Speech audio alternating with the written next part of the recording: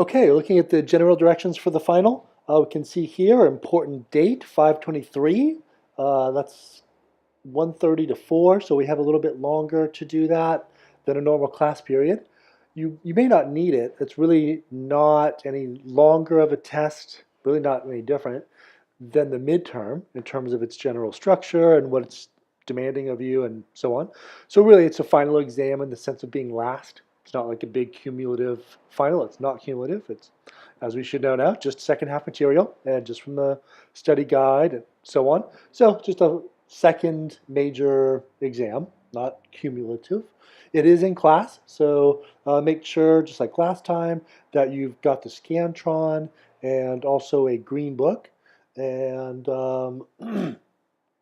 just like last time, I'll give you the full range of selections from the essay topics to choose from in class when you're taking the exam. I'll print for you that full range of essay topics. So um, that'll be just like that. And 25 questions taken from the study guides on Judaism, Christianity, and Islam.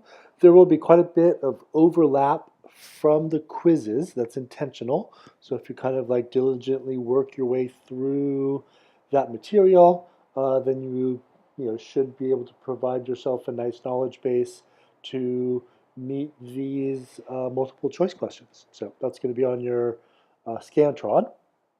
And just to give you a little sense of kind of why I do it like I do here, I see the essay portion of this as a kind of demonstration of depth of knowledge, kind of focused, in-depth, analytical, comparative, and I guess creative, insightful, etc. Explanations, discussions, and presentation of kind of long form ideas. And that's a kind of focused um, demonstration of knowledge there, of depth, as we would say. And so for the Scantron, that's, excuse me, that's really just testing your breadth of knowledge. So I want to see that you kind of have like, I don't want to say bullet point, but you kind of got like key info points for enough of the breadth of the material that we've covered since the midterm, that I can say, yeah, you've got like a general knowledge base of the monotheistic Abrahamic traditions, because, well, we'll put out these as a test of that. So that's just a little kind of explanation of how I approach making final exams from the standpoint of, what kind of learning outcomes, I guess, to use that phrase, kind of really assessing and how these different parts of the exam address different kinds of learning and learning outcomes. I don't usually like to use the term learning outcomes. I like the term learning for sure. So more importantly there. Okay, so just going on about that a little bit. So there will be 50 points total for each of the multiple choice and essay topics, coming to a total of 100. And again, the essay itself, it'll be like 4 to 5 sides in length. So that's an approximation. That would constitute 2 to 2.5 full pages of large green book paper. That's the same as 4 to 5 sides. So that's the calculation there. So what's important is that you're giving some kind of in-depth treatment of something, whatever your topic is. But it's an in-depth presentation. That's not a bullet point. It's not a blurb. So should take that seriously. And I'm assuming that you're coming in there with pretty considerable forethought about what you're writing, and kind of expecting, like, the prepared student isn't showing up and kind of doing this spur of the moment. So come in with like good prepared thoughts. And I'll say this, this is pretty important. I'll emphasize the detailed version of this general point and some of the other uh, individual topics I'm going to discuss later. So what's really important, you kind of at the end of the day, for me to see, looking at your essay answers, is you, to kind of put it simply, and how to show up, how you can show up in your essay answer is something that I think is good to discuss. It's not easy to discuss because there's not like a simple formula that I would boil that down to. And in large part, that's out of respect for what that process is. So, as you'll see in most of the questions, there's some kind of like comparative analysis that I'm asking you to do that always involves making a case for something. That might be a case for a moral issue. It might be a case of interpretation, how to properly interpret various of the religious principles that we're looking at.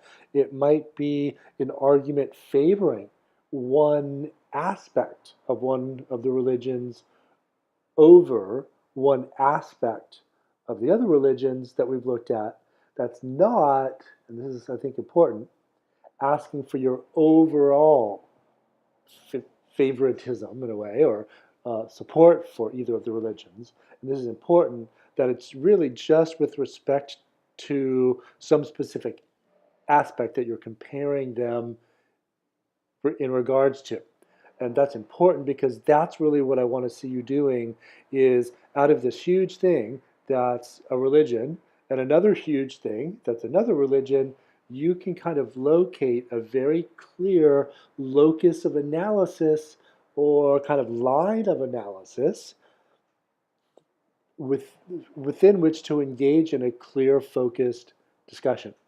And within that, you can have an analytical approach that's giving interpretations that are informed by the broader religions that this close analysis is part of, but you're able to kind of create a thread of continuity of some sort through this kind of thickets that are religions, so these huge things. So that's really what is a kind of a primary way of succeeding in doing any of these essays, is that you're able to show up in that particular way, because that requires being informed by the course material. That's kind of broad. It's kind of the thickets.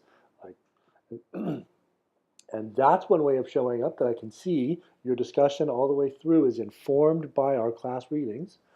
And I can also see that there's a specific line of discussion, continuity, a thesis, an argument, can be many different forms, different ways in which you are creating that narrow focused discussion within that very broad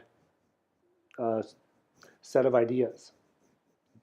So I think that's, that's very broad, but to be honest, that's one of the most important things that I look at aside from the obvious stuff, like being able to get the right descriptions of things, the right explanations, and just kind of being factually correct, where for our purposes, that's really just given as the default account in our Young textbook. And we can also include Karen Armstrong. So aside from that, which is kind of like obvious of what you look for as a grader, what I do look for is you showing up in that kind of way. So when you're writing, try to show me that you're doing both, that you're bringing an informed, broad knowledge from the course readings to this narrow discussion that you are, well, I want to put this, this narrow discussion that you're defining and running, running the show on this. So showing up in that way. Okay, so that's kind of one way that I'm trying to be helpful in giving you an understanding of kind of the general perspective as a writer for these essay topics that reflect what I'm looking for as a grader on, let's say, educational grounds. Those are kind of my educational grounds for evaluating the essays in general. All right, cool. So I didn't actually plan to go on that quite as long, but I think that's useful. All righty. Okay, we'll have some discussion here of the inter-religious comparison question. This, I believe, is quite similar to one we had for the midterm. Now we're looking at a slightly different field of candidates to compare. We've got more new different religions in play with the Abrahamic Western monotheistic traditions in Judaism, Christianity, and Islam. And here I am looking for you to select one of those as the kind of like basis and focus for the paper.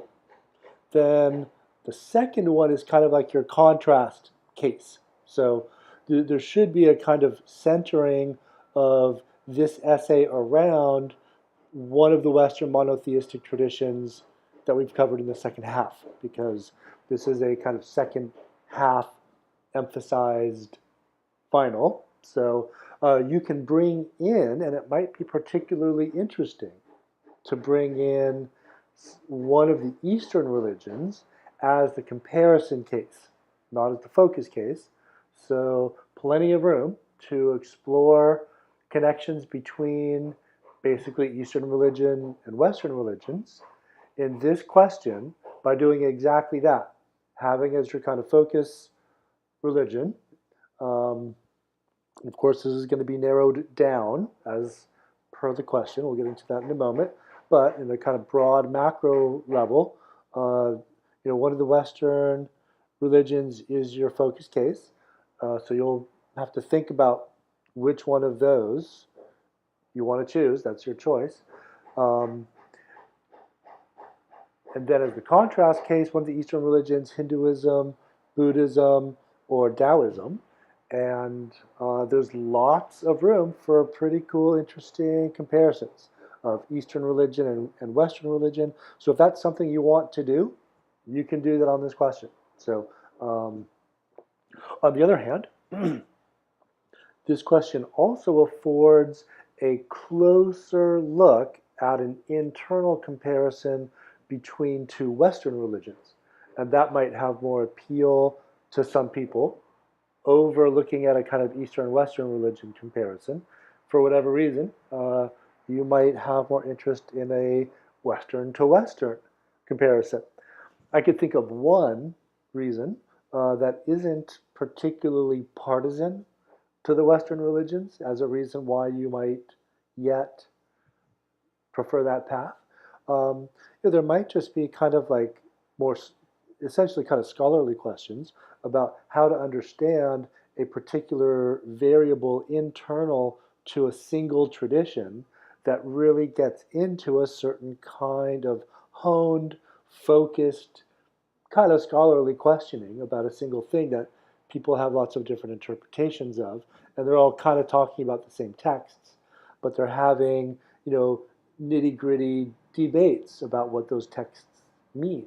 So that's a fine academic exercise. So that might be a little bit more of the spirit of having the contrast case, a contrast religion, also be Western. So you've got that choice to make. That'll be kind of one of the broader choices. That's up to you, which is going to shape the character or nature of the rest of this essay. So how to make that choice? Well, that's what choosing's all about, is that you got to do it. But I could put this out there.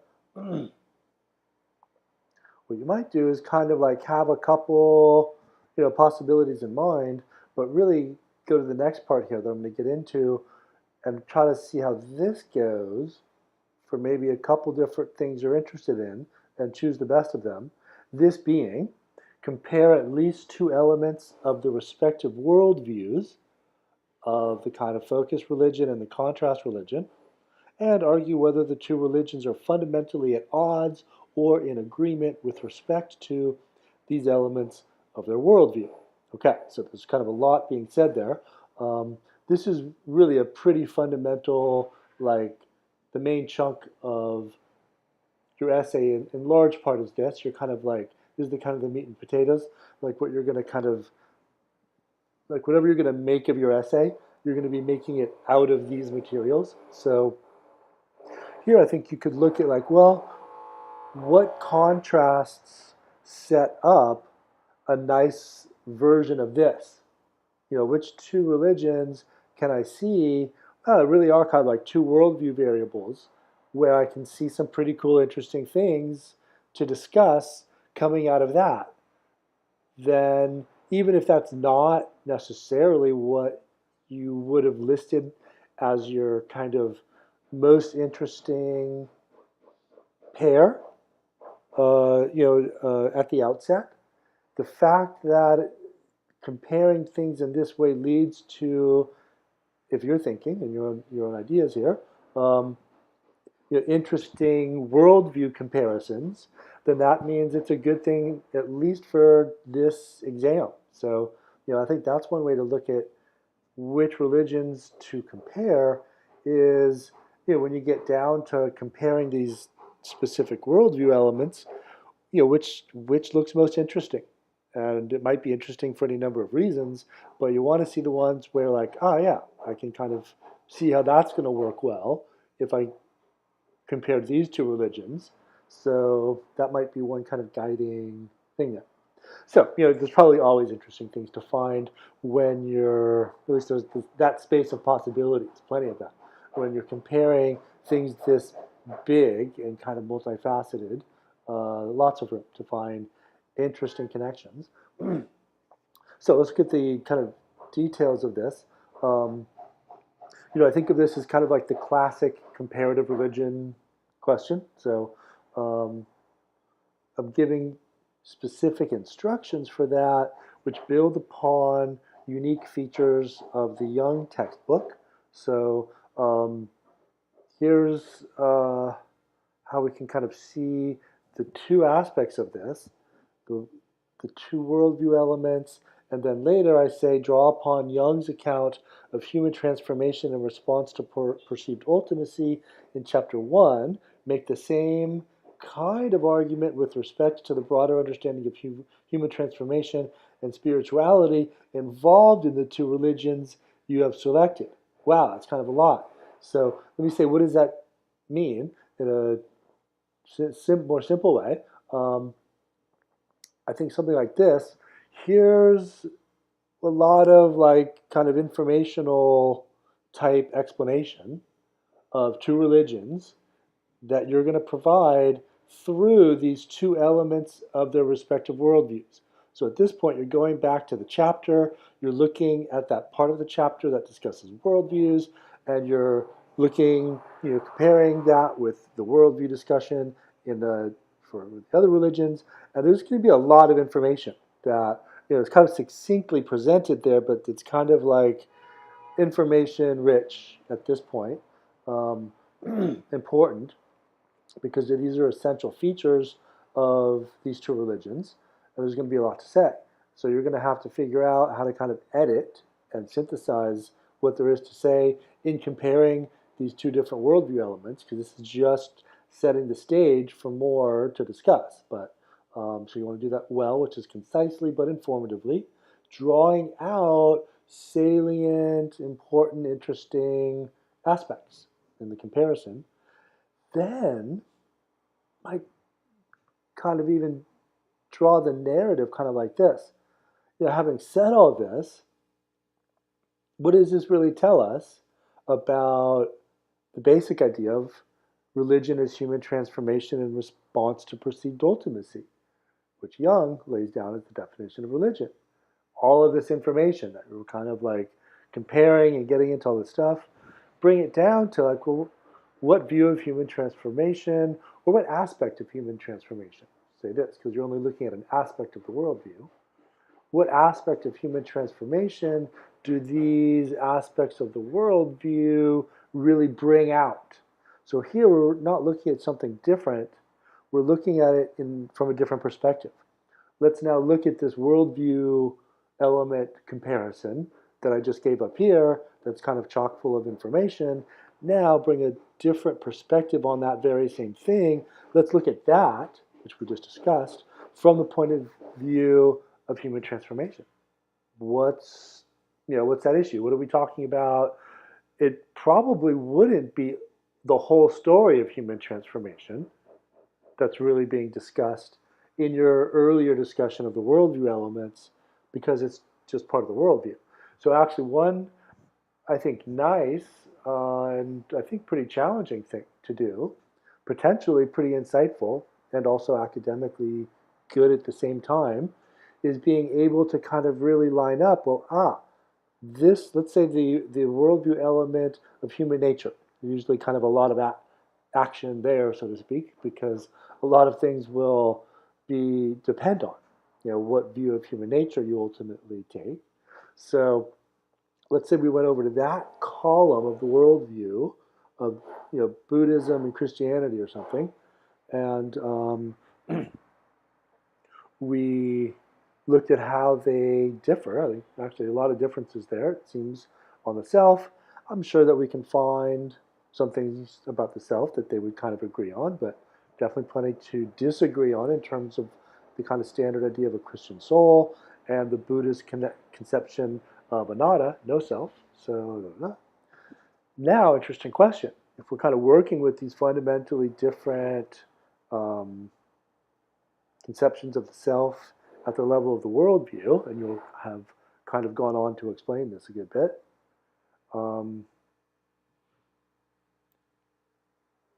How is our understanding of fundamental human transformation going to be different, given that we have this particular difference in how we understand the nature of the human being to begin with? So there's probably a lot of interesting things to say there. And that's, I think, some of the good, interesting, rich kind of analysis that's also in part your own creation, but not totally your own creation because you're not creating these religions and you're not creating the worldview elements. So that's that kind of, I would say that's kind of like the perfect combination that brings it all in. You've got kind of an informed discussion of the worldview elements under discussion. You can kind of show that you're demonstrating specific knowledge from the chapters of our class in our text, so I can see you're knowledgeable of our course material. That's good. And you're setting up this kind of interesting move to asking, well, what bearing does this explanation at the worldview level have on how we see fundamental human transformation as a religious, the religious life, the heart of the religious life.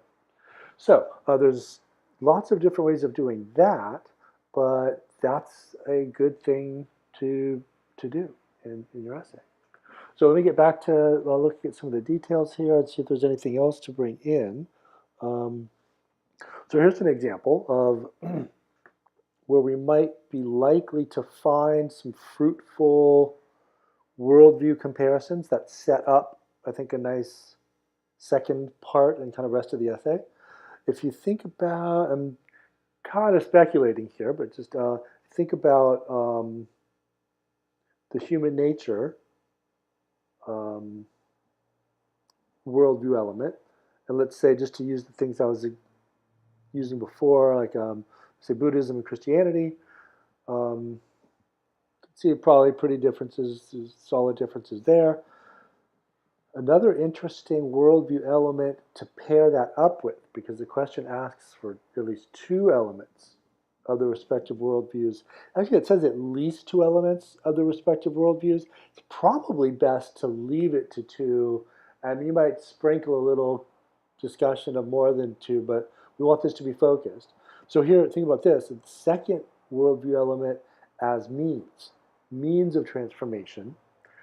I have a hunch that there's going to be some connection between differences in human nature and the kind of things that we would say a human being should do to accomplish the means of human transformation. So when we look at the means column or row of these worldviews, Buddhism and Christianity, we probably will see differences, some of which reflect the different conception of the self. Or at least that would be a kind of a plausible hunch to bring as a kind of hypothesis for analysis. Another one might be the problem facing human nature, which is kind of why we need religion and why we need to transform. That probably would also have some pretty close bearing on or be to some extent determined by our more general view of human nature. So those are some areas where we might expect to find some interesting, I'm going to call this kind of theoretical connective tissue, like just some legitimately connected concepts that you can use to structure and focus your paper, because there's a lot of information to kind of work your way through. These are big things. Okay, so we have that thing. Make the same kind of speech. Right, so at the end, I'm asking you to kind of like sum it all up with some point that this all leads you to. And to be honest, I really don't use that as part of an important part of the grade. I think what I'm looking for there is really just that you're able to bring all of this together as into some particular conclusion, some particular thing that's been learned. Could even just be this. Here's like all of this leads us to see that these are important kinds of questions going forward for human beings to think about in their spiritual life. Da da da da. And where that da da da da is some specific thing that you can really relate to this analysis that you've been conducting.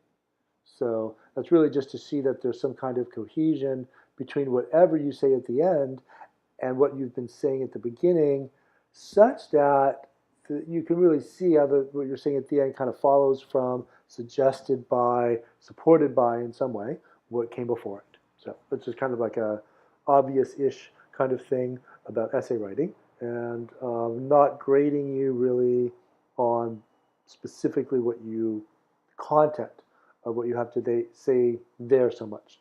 Most of the kind of make it or break it stuff or grading is about what's already been said in the stuff I've been talking about. Alrighty, so I kind of go on this one in part because it's a likely selection.